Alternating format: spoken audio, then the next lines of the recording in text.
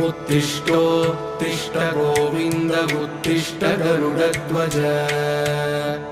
उत्तिष्ठ कमलाकान्त त्रैलोक्यं मङ्गलं कुरु मातः समस्त जगतां मधुकैटभारे वक्षो विहारिणि मनोहर दिव्यमूर्ते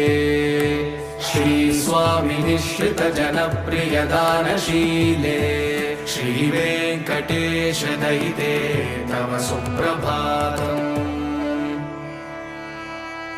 तव सुप्रभातमरविन्दलोचने भवतु प्रसन्नमुखचन्द्रमण्डले विधिशङ्करेन्द्रवनिताभिरर्चिते वृषशैलनाथदयिते दयानिधे